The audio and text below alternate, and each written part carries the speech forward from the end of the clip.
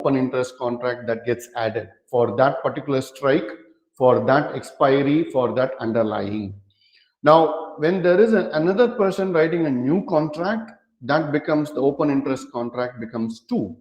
Okay, so this is essentially an indication of what is the capital that the investors or the speculators, the punters, whichever way you want to look at it, is putting in on that particular underlying, on that particular expiry, on that particular strike price contract, right? Now that's what is open interest in very simple terms. Now often people get very confused between the terms of open interest and volume, right? Frankly speaking, when I'm looking at open interest, I never felt I have to look at the volume of the open interest.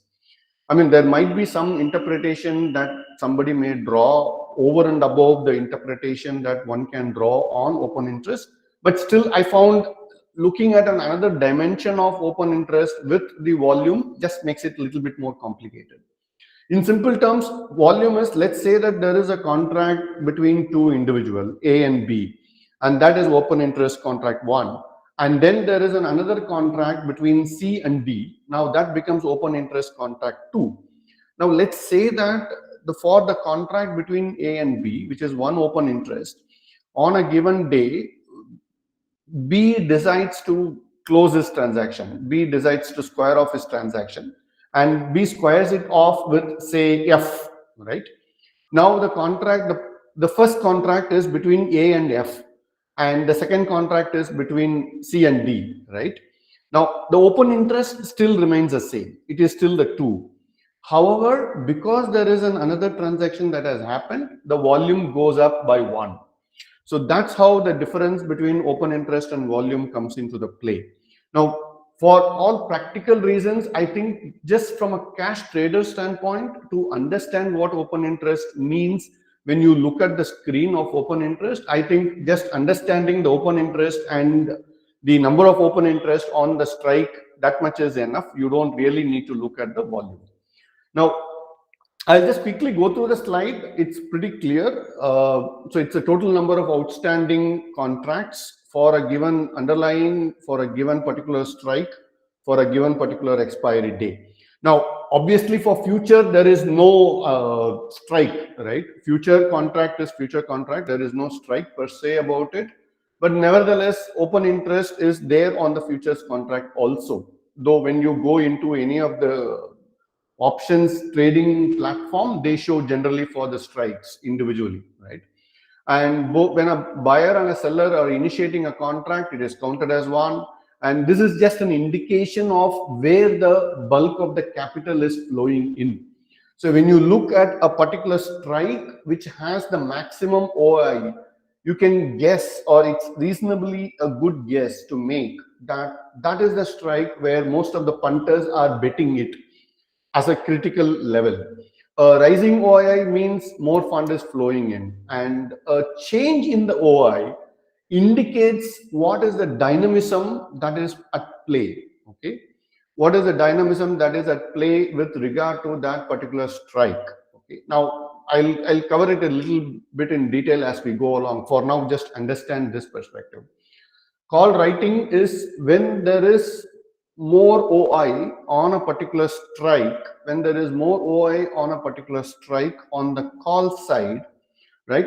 The open interest is essentially initiated by the call writers, the option writers, right? So what does it indicate is that when more people are writing the calls of a particular strike, it essentially shows that those guys are confident, or many people are confident that that particular strike, the price is never going to reach there. Because when they write a call contract, right, they are only expecting that that call will expire worthless. They don't want the call to become in the money contract, right? They want it to be out of the money contract. So they are writing the contract at a call which is not likely to be hit by the spot. So when there is a heavy writing on a particular call, the indication is that that is likely to act as a resistance, because these guys are betting that that particular strike the price will never get there. The spot price will never get there. Many a time the price will get there, it will go beyond that level also. But however, if the call ratings number remains the same, it is an indication that they still are positive that this resistance level will hold. So the price may fall back on and it might turn out to be a fake out. Opposite of this, the corollary of this is on the put writing, right? When option writers are writing a particular strike of a put option, they essentially mean that the price is never going to fall to that level. And it essentially means that level will act as a support. So from a trader standpoint, right, when you look at options chain for a particular underlying, for a particular expiry period, all you will have to do is essentially look at which is the strike that has the maximum call and which is the strike that has got the maximum put. Now, the one with the maximum call, by the explanation that I just shared, will become your resistance, and the one that has got the maximum put will eventually become a support for it, right? So this gives you a range within which you can expect the price to move for the time being. Now, one of my frustration with the open interest is some of the free softwares where you can see the open interest data, you see it as a table, right? And the Sensible thing has a little bit more intuitive display, so you can make some sense out of it. If you go to the NSE website, it's pathetic, right? It's just number and it's static number. You have to keep refreshing the screen. But for us to derive any meaningful inferences from that data, it's very difficult. Now, for which you may have to go for a more sophisticated software application where you may have to pay subscription, where they have facility to show you in a graphical manner, like a chart manner, right? Now, that will tell you which strike, what is the movement of the open interest at a particular strike, right? So I'll quickly go through these pointers, right? Call writing, high call writing at any strike indicates a particular strike can act as a resistance level until we observe any unwinding happening. Now, that's a very key message, right? I'll touch that with the example of Infosys that I have taken. So for now, you just understand that when there is a heavy call writing at any strike, that is expected to act as a resistance. Now, when we talk about unwinding, let's say that in the morning when you're coming in, when the market opens, a particular strike has, say, for example, a call of 10 lakhs.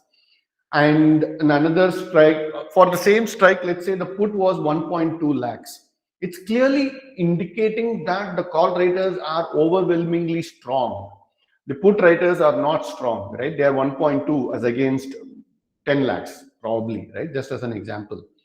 Now, in course of the day, the spot price may move, right? It may move up and down and it may get closer to the resistance and all that. Now, let's say that that day there is a very strong bullish momentum in that particular stock. And let's say that the price gets very aggressively closer to the resistance level. Now, if the call writer starts to feel uncomfortable that the strike that they are holding with 10 lakh open interest contract is not likely to hold and it might get breached, they will start closing down their contracts at that particular strike. They may start to write contracts which are even farther away. So when that happens, the open interest will start shrinking on the call side. So from 10 lakhs, it may come down to, like, say, for example, 6 lakhs or 4 lakhs.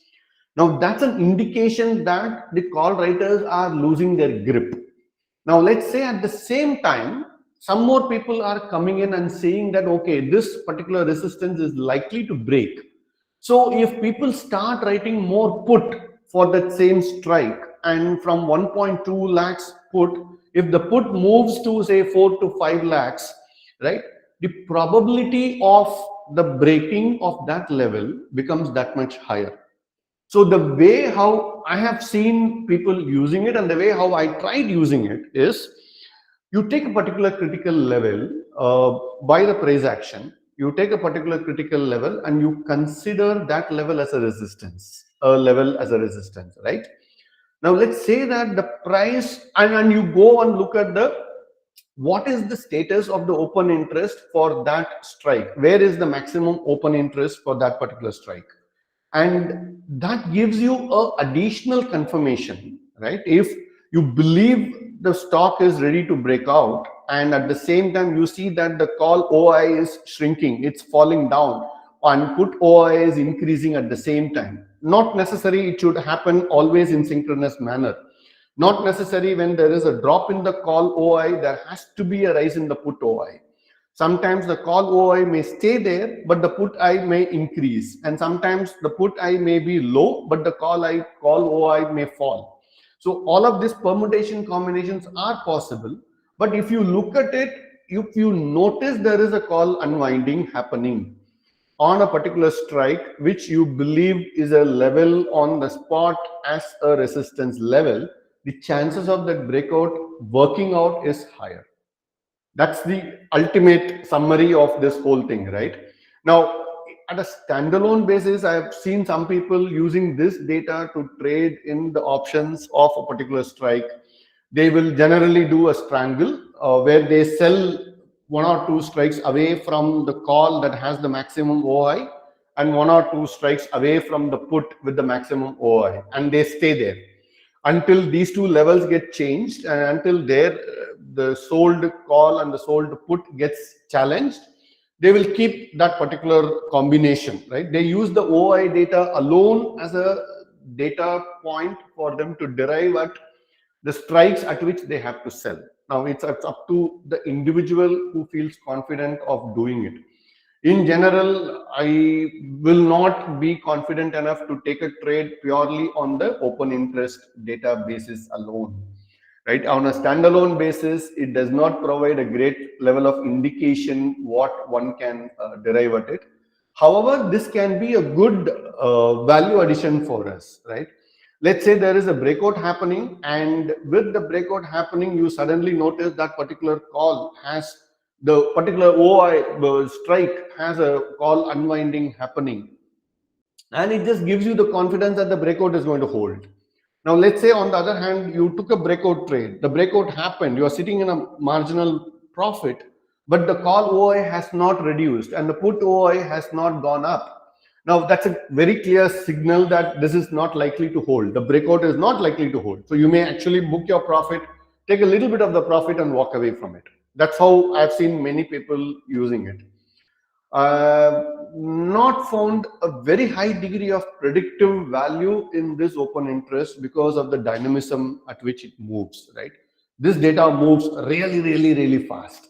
So when you look at the data as a table, it's extremely difficult to make any sense out of it because the data moves so rapidly, and it becomes very difficult for us to derive any meaningful conclusion on that.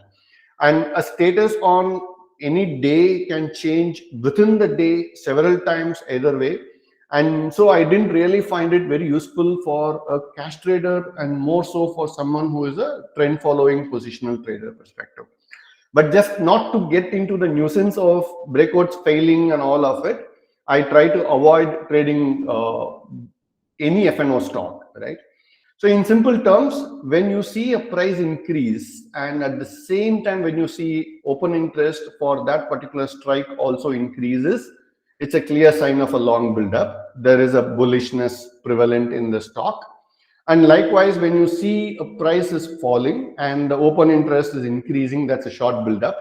So it's a clear bearishness. So generally, for the future traders, where there is no individual strike level open interest is there, they look at it overall at the contract level of the expiry.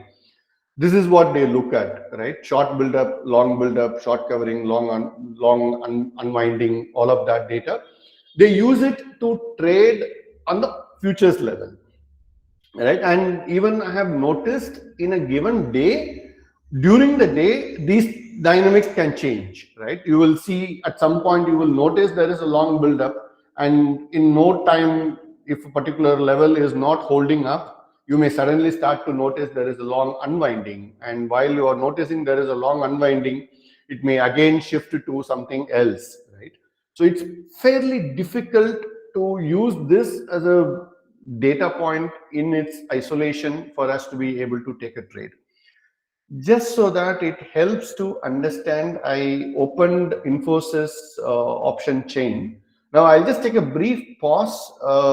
What I have talked about so far, are there any questions, or can we move on to this open option chain data with Infosys and just talk about an example?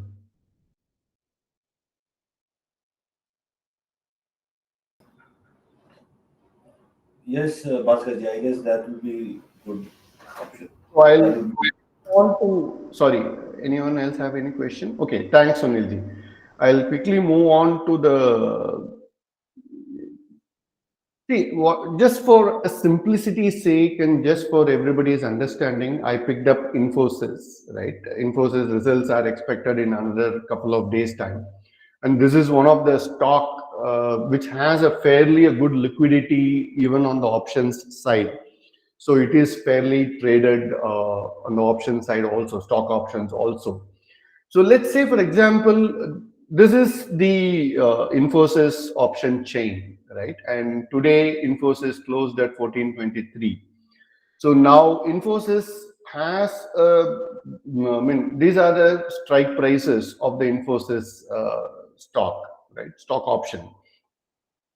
Sorry, 1 second. Okay. So now when I come here, let's assume, say, I'm a options trader and I want to trade Infosys stock option because there is an expiry. I mean, sorry, there is a this thing coming up, right? The results are going to come up. I want to trade in Infosys stock option, right? So how should I approach it? How should I read this data for me to get an idea of what is that I can do and how is that I can do? So when I'm coming to trade Infosys option, I just want to get an idea of what is the range between, what are the boundaries, right? What are the boundaries within which the punters are expecting the Infosys stock to trade? So the straight thing is, I'll go on the call side and I will look at it. Which strike has the maximum OI? And that is the strike of 1500. Okay. So now this clearly becomes my resistance level. 1500 has the maximum calls, right? And this is an indication that there are about 44 lakh contracts on option on Infosys strike 1500 for this October month expiry. So there is so much of people who are predicting that by end of October, Infosys will not cross 1500. So this is clearly my resistance. Now, funnily, or rather not funnily, interestingly, for that same strike, if you look at the put, it's just 5.1, right? It's no match.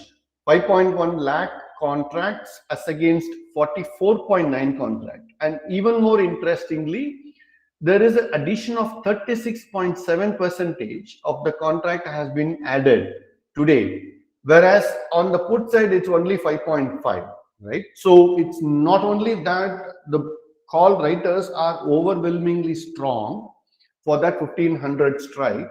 However, even the addition happening in that day is indicating that that strength is still there. So now I go over and say which is the put, which is a strike on which put has a maximum OI, right? That is coming up to 1400. 1400 has 12,000 contracts. It has got around 18.4% has got added today.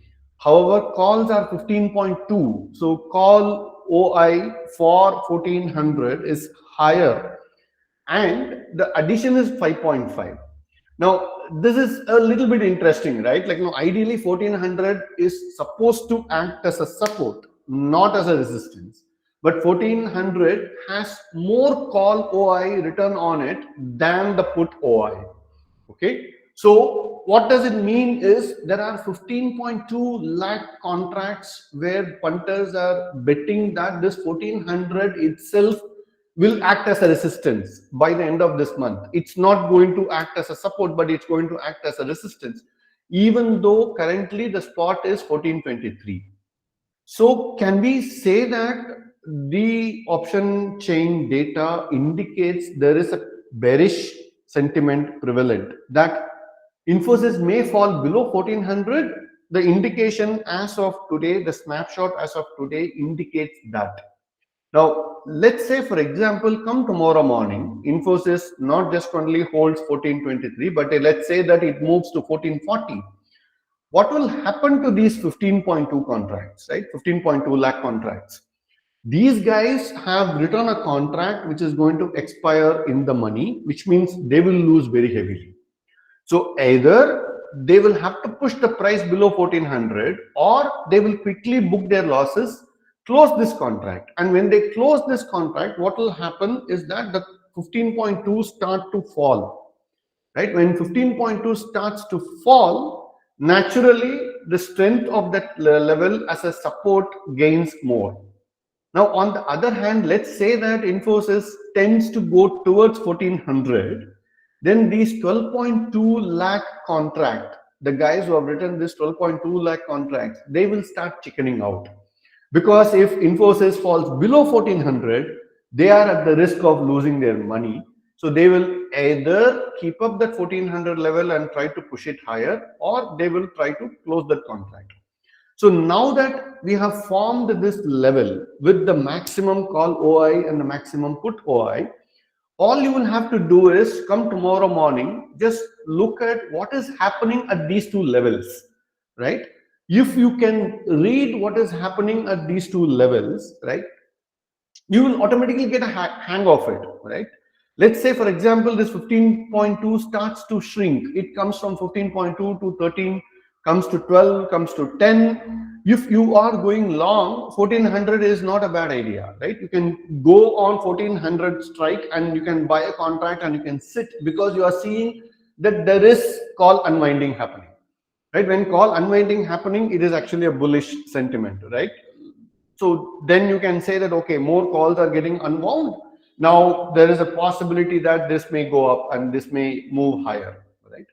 Now, on the other hand, if 1400 level, the calls are not falling down and the price is not holding above 1400, going long on that strike is not a good option.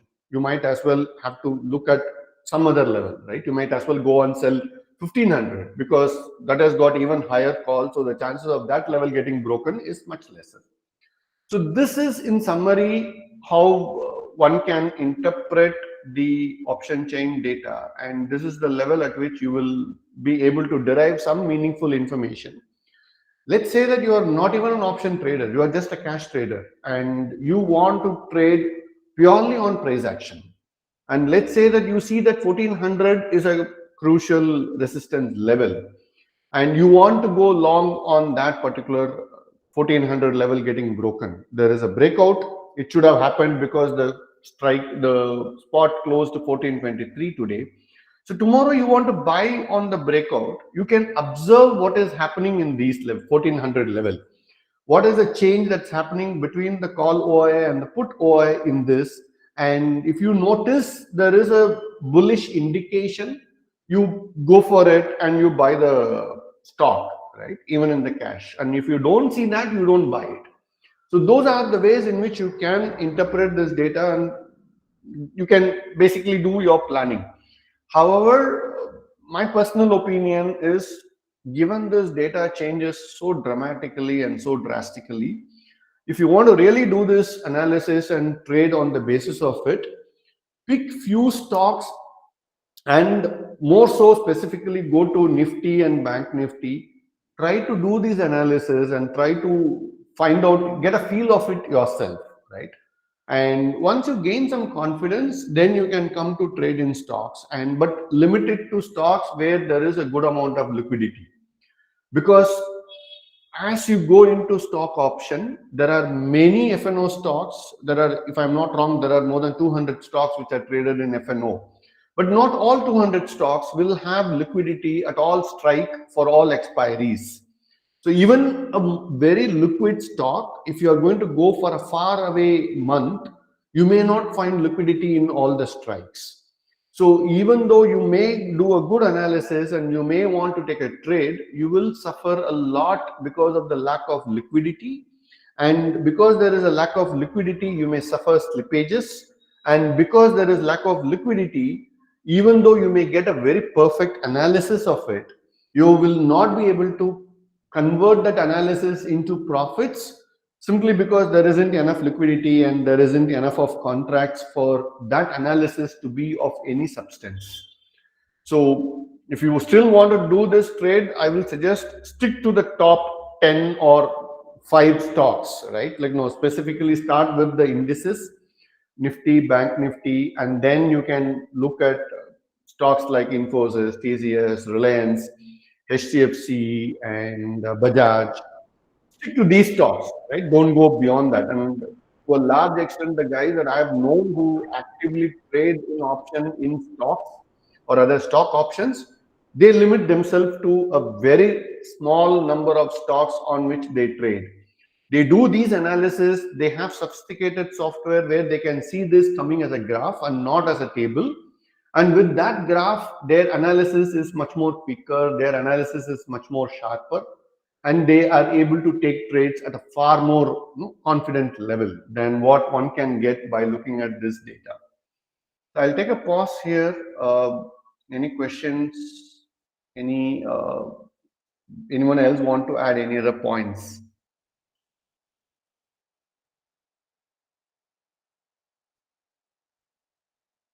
Mantesh bhai, you can go. Sorry, I didn't notice. I was not on this screen, so I didn't notice you have raised your hand. You can please go.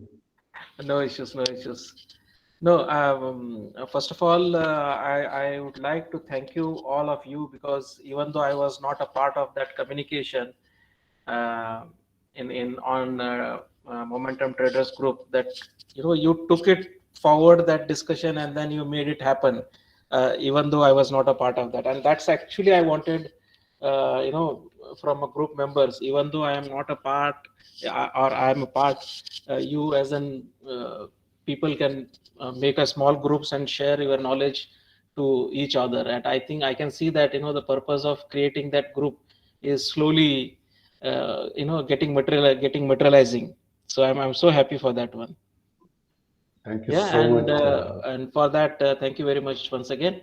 And okay, just to add what Bhaskar was explaining, and I think Bhaskar has pretty much in a very simple language, he has explained to you. Bhaskar, just can you go to that one slide where you were explaining the long build up, short build up? Yeah. Yeah. So guys, you know. How many of you understood this one? you know you can put it in a chat box, what exactly, see, entire game of FNO is based on these four things: call writing, Correct. put writing, call unwinding, put unwinding. The whole game is on these four words. If you understand the definition of these four words, you will be able to understand the whole game, or else it's so confusing. It took so much of so many months for me to understand this. So you True. can, yeah, you can put in a chat box if you understood these four things as Bhaskar explained, or else I will add up to that. Mantesh If bhai, you I can need, actually share this slide, right? Because as you rightly said, yeah, it takes phenomenal amount of time and practice for yeah, people to internalize this concept. I yeah, really don't think for someone who has not burnt that many number of midnight oils will yeah. get it so easily. So I can share this slide so people can use it as a reference and we can go with it. Okay. Yeah, yeah, definitely. You can do that one, and that's a good slide. So basically, guys, this is what will tell you what is the trend is going to come in a particular stock, or in a particular strike price. So basically, the first and the foremost, whenever you are studying any option chain data, so you need to consider that you are a seller. You need to look at the data from a seller's perspective. That is the first underline, you need to keep it in Absolutely. mind, that you need to look at the data as you are a seller of that contract, not as a buyer of the contract. So then your analysis will make some sense, whatever you are going to make understand from there. So basically, when you say call writing. So when we say call writing, it's basically it depends upon which side you are looking. You are looking at the call side or you are looking at the put side. So based on that, the understanding will come. So some cases like if you see on a call side, even though I'm saying that you need to look at from a seller's perspective, but if you see on a call side, there is a long buildup is happening on a particular strike price. Okay, and same thing, there is a long buildup happening on a put side. So these are two different things, exact opposite to each other. If a long buildup is happening on a call side, that means there is a bullish.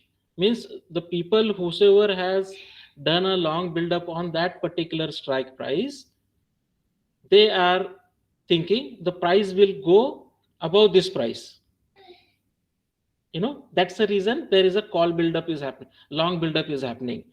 And on the opposite side, if you go on the put side, if you see there is a long buildup is happening, that means the put they are expecting the price is going to go down. When you buy a call and when you buy a put, the very layman's understanding, when I will buy a put or when I will buy a call, I will buy a call when when I assume the price is going up. Okay, so I will buy a CE. And when I will buy a put, when I will assume price is going to go down. Okay, so again in this there is one more logic will come into place.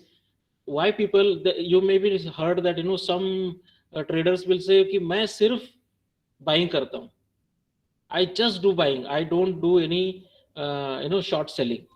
And there will be some people, some traders who will say that I am making a lakhs of rupees.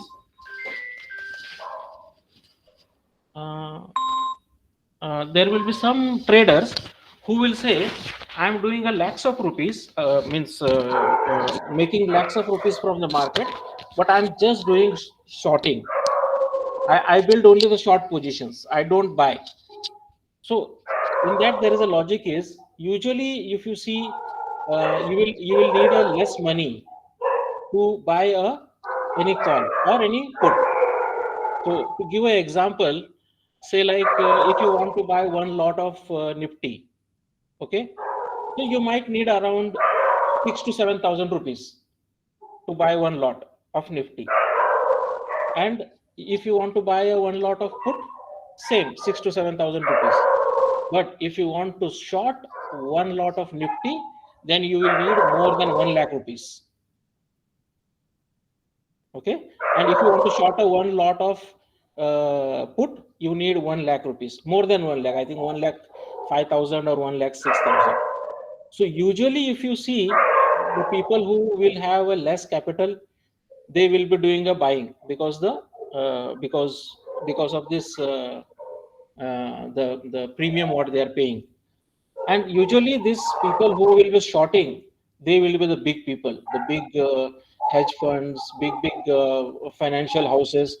They will be usually building the short positions. Yeah. So what I was trying to say here, based on that, usually people will play, based on their capital and how their capital they want to allocate. And there is another logic, you can if you even though have a less capital, but still you can do a shorting. There is another arrangement to that. You need to have a you need to hedge your position with another position. If you are buying, then you need to shorting. So there are a lot of other ways people manipulate. They manage their capital by doing different arrangements. So basically, based on that, you will allocate your capital. So if I am buying one call, CE buying, say example, I am based on my study, I feel that tomorrow, today there was a very good Nifty rally was there, and then tomorrow also I am expecting that there is the market is going to go up. So today I will buy the C. C of okay. In that, before telling what I will buy, in that there are three types of strikes. There will be one in the money, one will be out of the money, and one will be at the money. So at the money means exactly the price what is going on right now, the spot price. So right now I think Nifty is around how much? 1700. Yeah, 1700. So 1700 is going to be your uh, um, at the money. Yeah. In that sensible only, Bhaskar, can you just open the option chain for Nifty? Yeah. Okay. So go to, what is the spot now? 16983. Yeah. So go to 1700. Yeah, Yes. this one. So 1700 is always will be considered as a at the money. So you are at the money right now, and all the strikes which are already passed, like 1600, 900, 16,900, 16,800, all those are going to be in the money because they have already passed. That strike is already passed. So those are all will be called as a in the money. And the strikes which are above 17,000, like 17,100, 200, 300, those are all called as out of the money. So again, there will be a lot of people, they will do so much of study. The game is which strike to buy. That will also play a very, very important role. You can't just go blindly, go and pick any strike and buy it. You will not make money. Even though market is going up, you will see that your strike is you will see negative in your Balance. account. Yeah. So that choosing that strike is also very, very important technology behind that one, I would say. So technically you need to be very, very sound selecting the right strike price. So usually as per my knowledge, there are maximum to maximum traders, they will play at the money or maybe one strike below, usually they will go. So maybe 17,000 or maybe 16,900. So looking at this current option chain and the way the market has fallen down, so what is my viewpoint or what is my view for tomorrow is, tomorrow also the market is going to fall. So what I will do, I will just go and buy a 17,000 PE. Okay.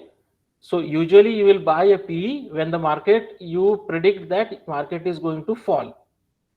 But if you predict that no, tomorrow the market is going to go up, so you will buy a 17,000 C. Okay.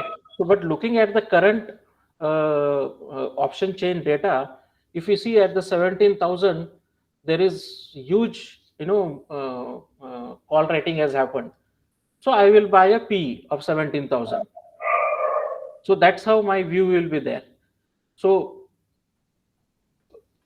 depending upon what is happening on which side, your decision will change, and that decision will be very dynamic. Yeah. It's like not a minute. It should be in seconds. The view need to be changed in seconds. And as Bhaskar mentioned, the people who are like full-fledged doing this the FNO, they have a very, very high speed you know very advanced softwares. Those softwares may be costing lakhs of rupees yearly, the subscription. But I think there are some softwares which are low budget also, which gives a good information. So in that, they will not look at the table, what this table is, what is happening in this and that.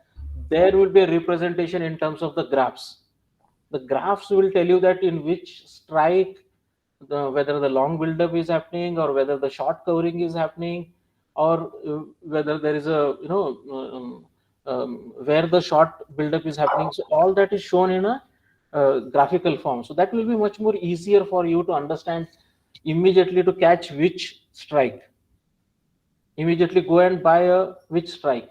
So usually people will say, see, if there is a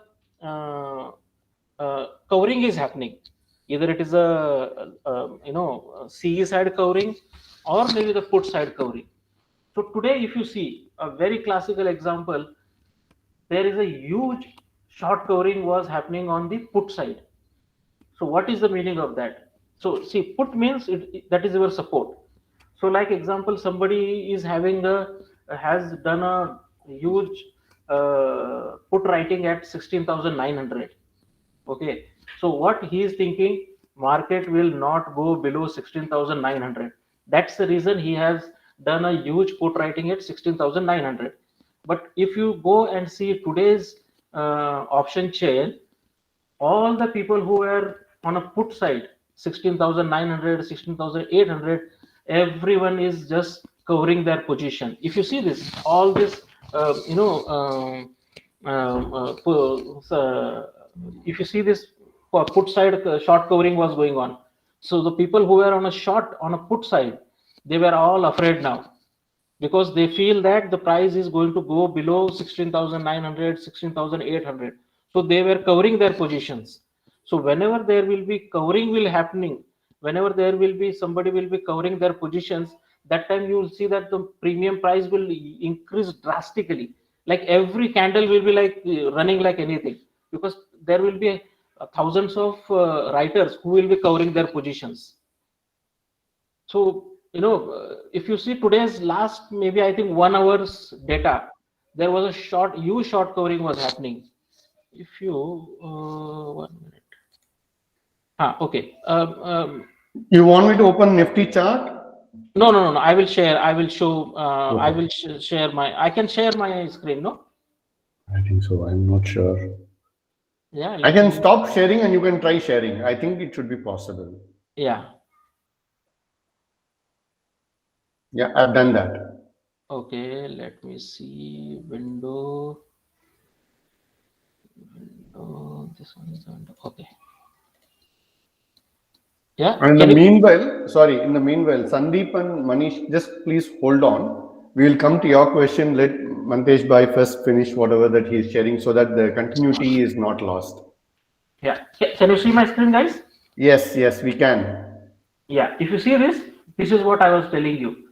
So there were a lot of people. See, initially there were 99 lakh 839 contracts who were sitting at 17,000. So they were like damn sure that the price will not break this level. 17,000 is not going to break. The price will come to 17,000 level, and then it will bounce back from here. Then it will go up. So if you see last 1 week, exactly that has happened. The price is coming to 17,000, and then from there it is bouncing back and going up. But today what happened? It broke 17,700. So now the people who were all were having a short positions here, 17,000, 17,100, and then 17,200. So usually people, you will see more liquidity on these kind of strikes. Where is a round figure like 17,100, 200, 300? You will see more liquidity, and usually most of the traders will be trading in these strikes only, the round figure strikes. So if you see this, in last I think half an hour, when the market started falling in a big way today, almost 58,000 contracts were squared off. And if you see in 17,100, so if 17,000 guy is in afraid, so definitely 17,100 will be afraid, because he will have more losses, and the 17,200 guy will have more losses because he has sorted at that level. So all these people are running from here now. All these people are running, and what they are doing, they are building a position here on a call side. They are just running from here and they are building a position here. So you will see in 17,200, in last half an hour, this 96,000 contracts added. So that means what? So the people who are all have a shorting positions here on a call side, they are damn sure that they will not allow the price to go at 17,200. And there is a huge short buildup at CE side. So these many contracts, the people who are sitting here, they are sure that they will not allow the price to go above 17,100. So if somebody has to come and overpower them, like if somebody is having, like, say, 100 crore example I'm giving, and then somebody comes and says, I have a 200 crore, but I will overpower you, and then he take this price up from here, then these people will start running from here, who are sorted at the CE side. They will start feeling the heat of losses. Then they will start covering their positions, and when they will start covering these short positions, you will see on all the strikes, wherever there is a high short buildup, that strike will start running up like anything. Just for a fun, I seen this one. Usually when this 17,000, I seen this short covering is happening, just for 5 minutes, I took a PE of 17,000. In 5 minutes, I seen a MTN of 1,000 rupees, and 1,000 rupees I immediately exited. Only in 5 minutes, the MTM went to 5,000 rupees profit. I just took a PE of 17,000. When that 17,000 broke, immediately there is a big candle formed, and um, and there was a profit of, I think, 960 or 17 rupees, and immediately I exited. It was almost like 320 something. I exited at that level. So this is how you need to uh, see the data, and based on that, you need to make your trend for next day or whatever the time you are seeing. So looking at this option data, there is a clear cut bearishness in the market for tomorrow. Both the side, call side, Yeah. complete people are in a fear, and on put side, these all people are strongly sitting that we will not allow this price to go this at this level. And actually the short buildup has happened. Okay, here the liquidity is very very very very low. So if you see 17,000 is, I think, the considerable level, what I can say. 90,000 contracts are at 17,000. So definitely tomorrow I am not seeing the price closing above 17,000, at least for tomorrow, until Yeah. and unless some positive news comes in the market, and suddenly the people change their view. It's very difficult that tomorrow Nifty will close above 17,000, or maximum maybe 17,100, or maybe this level, somewhere here in this level. Because down, if you see here below, like 6,900 or 6,800, there is not much. There are not people are not really interested in these strikes.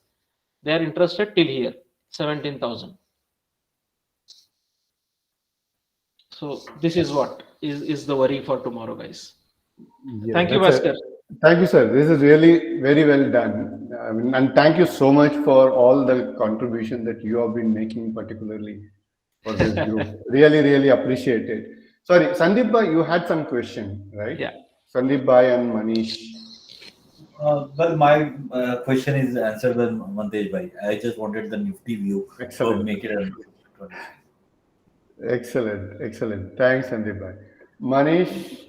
Yeah. Bhaskar ji, actually, my question is when we talk about cumulative open interest, that includes future contracts as well, correct? Cumulative, yeah, it does. Yes. Okay. Okay. Second point, I am confused now. When I was listening to you, what I have understood, if at a particular strike price, call buildup is happening, that becomes a resistance. If like we have seen in Infosys, 1500 is the resistance level. Okay.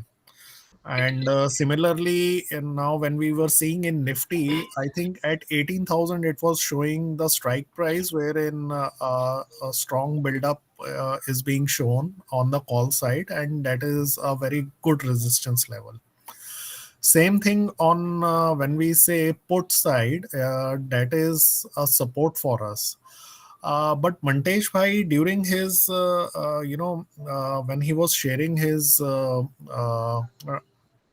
observations, I got confused. Reason is, he said if a particular strike price has a higher call build up, then it means people are bullish. If it is a resistance, then how it can be bullish? I'm confused. Maybe I have understood it wrongly. Okay, Bhaskar, you want me to add it to this? I said you can answer. I will add after you have done. Yeah. Okay, Manish bhai, see, basically, when we say build up, so there are two types of build up. One is long build up, and one is short build up. Okay, Okay. so when you see a long build up on a CE side, Okay. okay, that means, say like example now, if we take a Nifty 17,000 as a strike right now, Okay. which is a spot right now. Yeah. So if today we would have seen a long build up on the CE side, then it means that tomorrow the price will go above 17,000. Okay. So Okay. how to understand whether there is a long build up is happening or a short build up is happening? Okay. So there is a definition for that. So whenever you will see when the number of contracts are increasing, Okay. and simultaneously price also increasing, Hmm. that means Manish the bhai. long build up. Sorry, Mantesh. Manish, this table is what Yes. you should look at. This price increase and OI increase on that particular strike, it Means the means a long long build build. up. And Okay. that long build up means bullish. So I will send this slide. Okay, so it will take some time for anybody to understand. And just like divergence, I also keep referring to some material like this for me to get that confirmation. And which is one of the reasons why I said like, enough of this nonsense. I'm not going to trade FNO. Yeah. So whenever there is a long build up happens in any strike on the CA side, so that is the meaning that the price will go above from that particular price level. If it is a 17,000, if there is a long build up happened, that means the price tomorrow will definitely go above 17,000. Okay. But if here what has happened, short build up happened. So short means when you do a short, when you know the price is going to go down. Correct. So in Nifty 17,000, there is a huge short build up happened. So the people who has done shorting, they are confident that tomorrow the price will go below 17,000. Okay. And how you will know that whether the short build up is happened? Again here, price should decrease, and your And- open interest should increase. Correct. Okay. Understood. So that way you will have that view on your trend. Okay. So that's where I said, right? Like, no, looking at the contract, what is the option contract by itself will not give you any indicator. You will have to see what is changing in that option contract for that particular strike, and then you'll have to see what is happening in the price as such. Yeah. Right? If the price is moving up higher or lower. So that is where this data, looking at it in isolation, is where people get often confused, right? They don't know how to interpret it. Yeah. But for the correct interpretation to happen, open interest data will have to be complemented with the price movement data.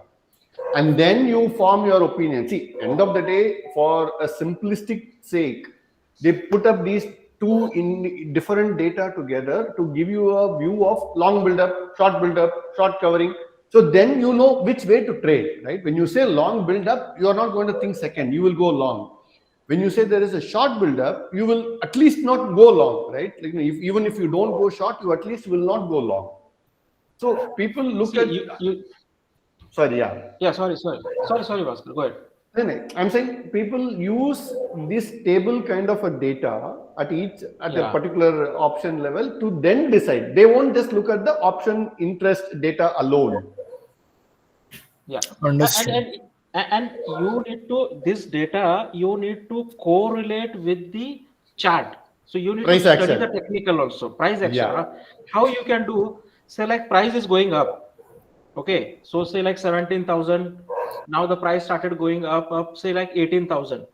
And if you see that if there is some resistance in past, there was a 18,000 resistance is there already, which like once the price has gone up and From there, it has come back at 18,000 as an example I'm giving you. Okay. So you will suddenly, what you will see, when the price will near to that 18,000, and now the people who are sitting ready for shorting, so now they want to start, bring the price back, So what they will do, suddenly you will see at the 18,000 strike, there will be the shorting, the contracts of shorting contracts will increase. That number will suddenly, you will see it is going higher and higher. So that's how Okay. you need to interpret. Oh, now the contracts at the 18,000 are increasing on a short side. Means the people want to bring the price down from 18,000. They don't want the price to go above 18,000. Correct. And similar side, when the price is falling, so say like 17,000 and say price fallen to 16,000. So that is a good support level. So now people are sitting ready there, to from 16,000, they want to bring the price up now. So they will start buying CE now. Okay. They will start buying CE, or else they will start selling PE. Both the Okay. side, you will see the numbers, the contract numbers will increase. So Understood. that will give you the hint, okay, what people are doing, what people are thinking that way. Okay. So in short, Mantesh bhai, what I understand, if a particular, let's say if a Nifty is reaching 18,000 strike, it is gone beyond that, and people want to bring it down, they will start, having they start selling the puts, correct? No. C. They will start selling the CE, because if C. they sell Call. Put you will sell when the price will go up. Okay. Yeah. See, because when the price right is now, falling, as I if you're said, going to sell put, the premium will increase. So then you will suffer losses, right? So you will not sell put Okay. when the price is going to fall. You will sell the calls. yeah. Okay. See, say like example, if you want to play bullish view, say like example, the price is going up. Okay. So you can buy a CE. But Okay. what happens, majority of the people will not buy a CE, the big people.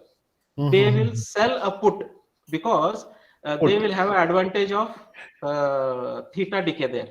They will not go in that detail now. They will Okay. have some indirect benefit they will get. Understood. Okay. So they will prefer to short P. Okay, but you don't have that much of money. You have a very limited capital, so you will just buy one lot of C, which you will pay only 7,000 or maybe 6,000. That's it. Correct. Okay, so it's a lot of to digest. Yeah. Sorry. I'm saying, what we have discussed. It's a lot of, intricacies which need to be digested. Yeah. Correct. It's very See, in general, initially right? very confusing. Yeah. No, in general, if you follow a lot of these very prominent Twitter handles, right, and particularly of people who are option sellers, you will see a majority, many of them, right, they all will keep mentioning, saying that, no, I kept constantly adjusting my position.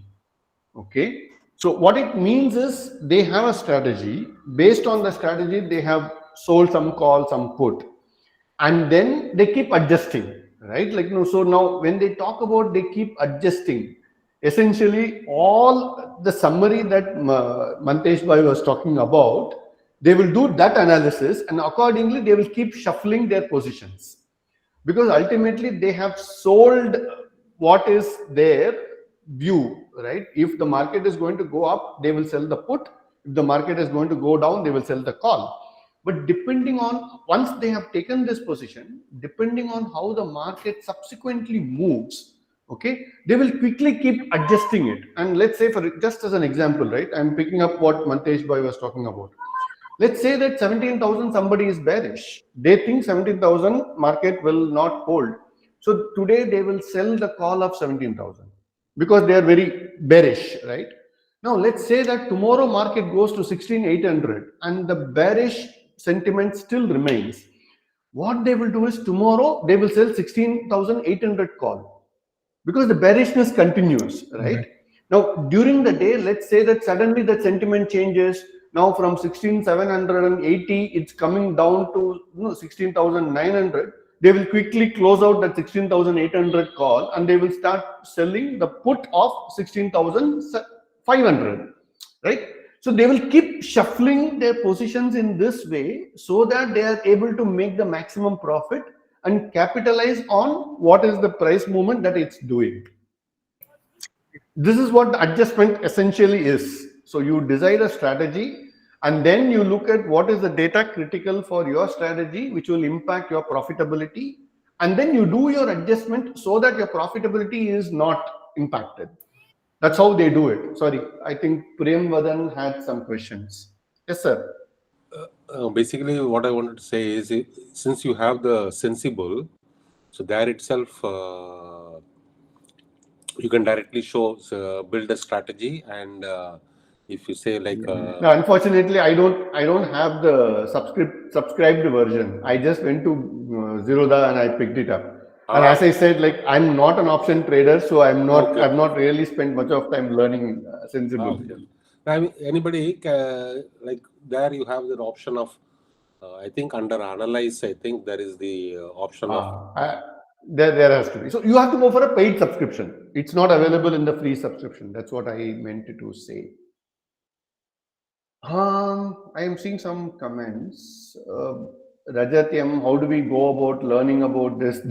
It's a good question.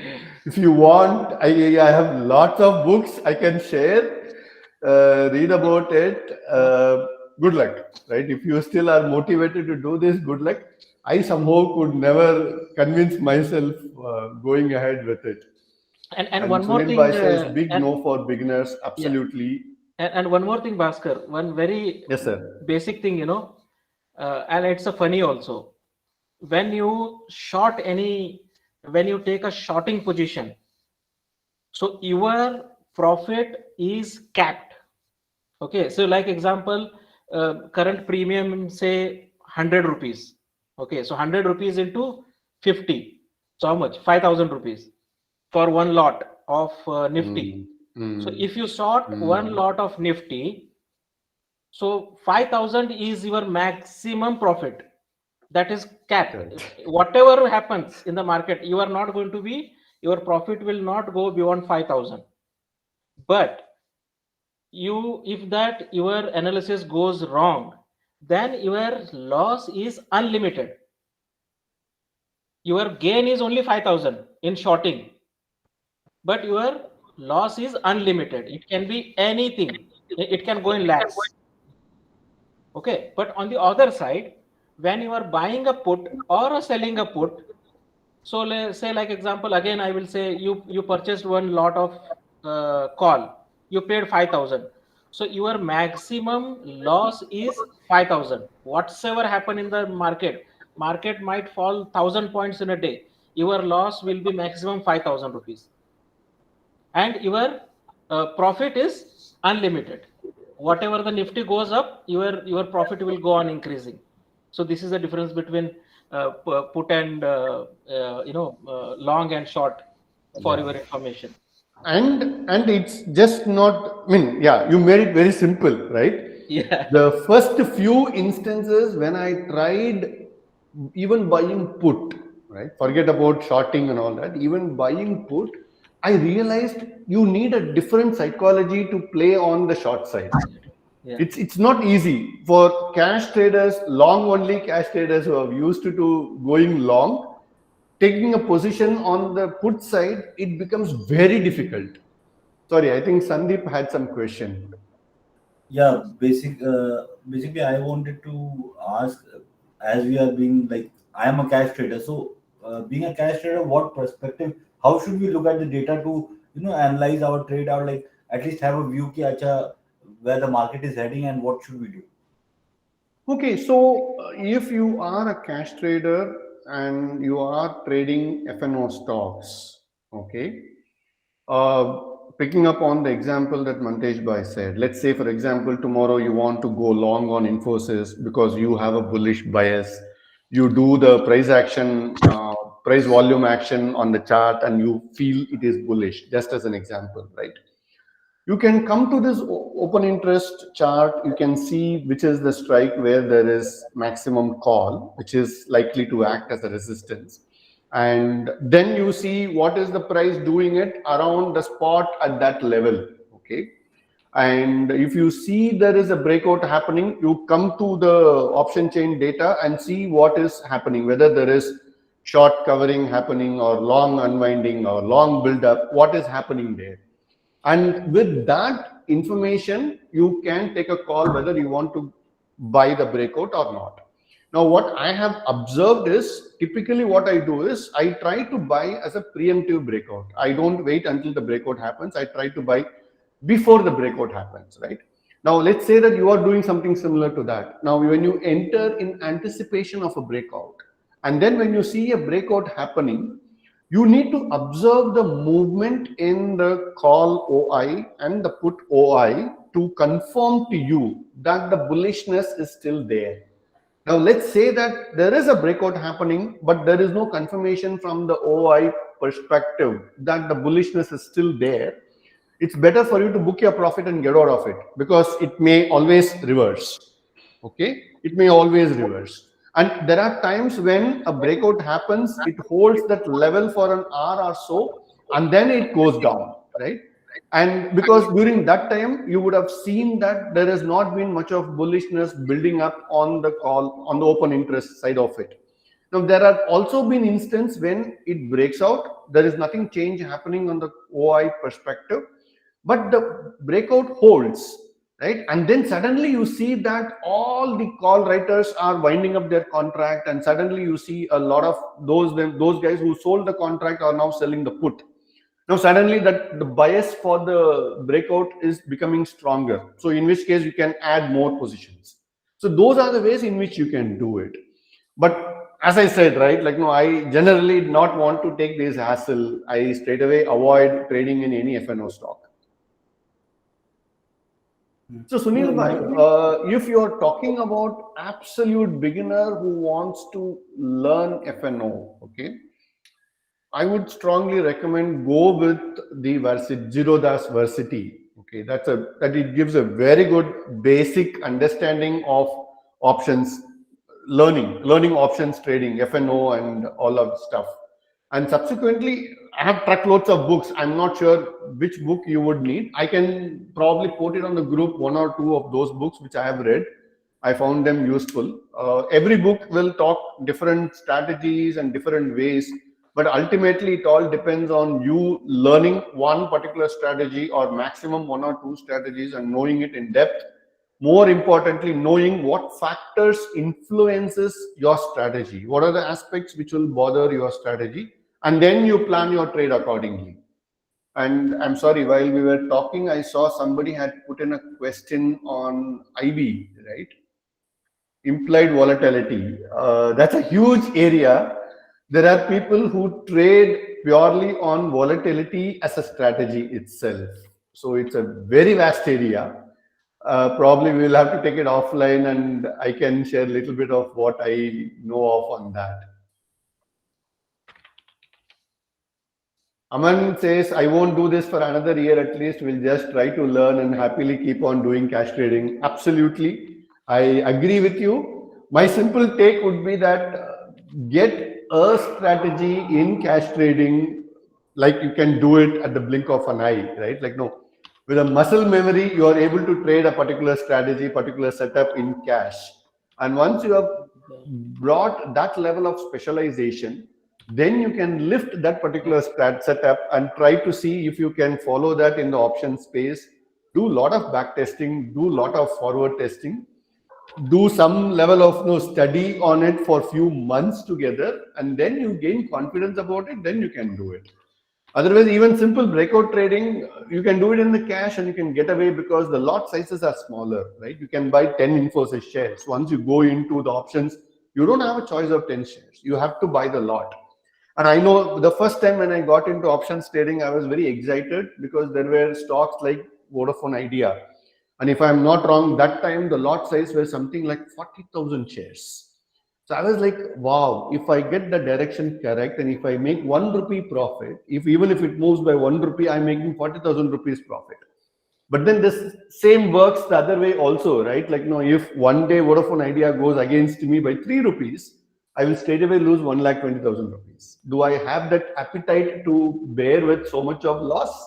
That's a huge question. So until you have that capacity to handle that kind of a financial stress, it is not recommended. No matter what all these webinar guys will tell you, the hard reality is option trading is not a walk in the park. It's really a nasty business. Any other questions? Okay. I sincerely hope everybody found a good use of your time. Sorry, yeah, Varinder. Yes, sir. Go on. Hello? I thought somebody had some comment. I'm not able to post message, Bhaskar. What happened? I haven't tried posting message. I'm only reading, so I don't know. Yeah, no, everyone is posting. Okay, okay. Okay. 1 minute.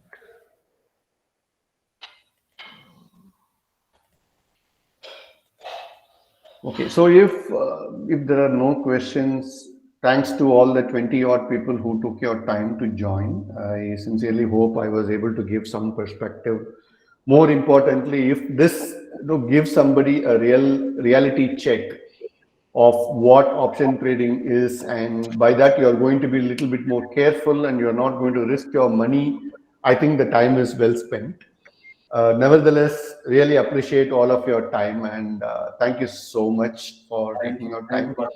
And special thanks to Mantesh Bhai for being such a fantastic moderator for this group, right? No, yeah, it's. I believe in the group. It's not Absolutely, about any absolutely. individual. That's very visible. No, the amount of commitment you have shown towards the group, Mantesh Bhai, is like hats off. I have nothing more than that. Thank you, guys. Thank you for that. It means a lot for me. Absolutely, If everyone is thinking that way, then definitely it means a lot to me. Yeah. Thank you so much, guys. Have a good day. Thank you very much. Thank you, Bhaskar. Thank you. Thanks, sir. Thank you very much.